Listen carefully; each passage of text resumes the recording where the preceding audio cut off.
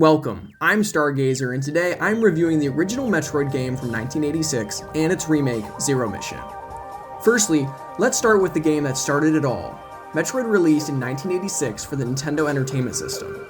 I love how Metroid was really hypothesized as what if we took Mario's side-scrolling and Zelda's non-linear progression-based gameplay and put them together, because that is exactly how the original Metroid feels, while also standing totally on its own.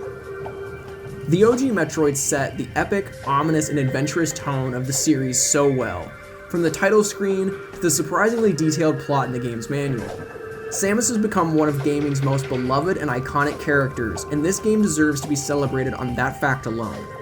But this game also introduces staple series characters like Mother Brain, Ridley, Kraid, and of course, the predatory Metroids. The idea of being the galaxy's most capable bounty hunter and destroying evil space pirates seeking galactic domination is enough to entice any gamer's imagination. While obviously the series' sequels improve and expand on the story, this game is a great start, and its decision to make Samus a female heroine is one of the greatest decisions in gaming history. The gameplay is, like I said, a wonderful combination of side-scrolling action and non-linear progression to previously locked areas. That being said, the game by modern standards is extremely cryptic, confusing, and at many times frustrating. I recommend if you intend on beating this game, you should follow a walkthrough to fully upgrade Samus and to prevent yourself from getting lost in the game's elaborate labyrinths. The game establishes many key Metroid items that will be seen time and time again, including the Morph Ball, an array of beams, and the Screw Attack to name a few. These items are a blast to use, and collecting each one makes the player feel that much more empowered. And to be honest, this game's controls are still pretty tight considering it is nearly 40 years old. The game's only bosses, Kraid, Ridley, and Mother Brain, all provide a serious challenge, and without save states will terrify any novice player tackling them.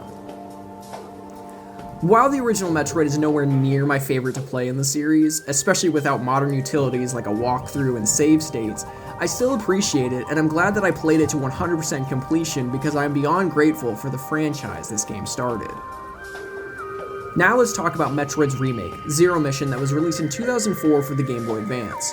First off, I say with complete sincerity that Zero Mission is a top 5 remake of all time. And considering the nostalgia-filled remake factory the gaming industry has become, that is really saying something. Zero Mission is completely faithful to all aspects of the original, while expanding on its gameplay, story, art style, and adding modern controls and some much-needed quality of life improvements. The game adds unobtrusive cutscenes to the action-packed story and extends upon the original game with a lengthy epilogue section where you get to play as Zero Suit Samus, which is unlike anything the series had ever seen. The gameplay is almost exactly like Metroid Fusion's, but in my opinion is even better.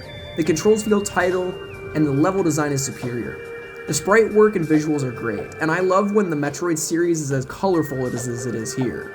The updated and new bosses, areas, items, and upgrades are also welcome inclusions that really flesh out the game's world and bring it up to par with the rest of the series.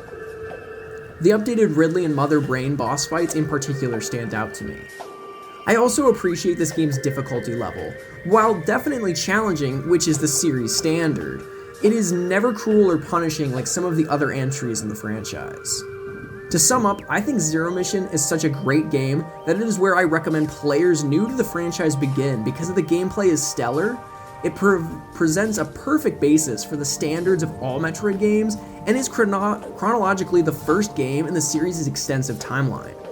And Switch Online members have no excuse not to pick up this gem on the Game Boy Advance NSO app. Thank you for listening, and good luck completing your next mission.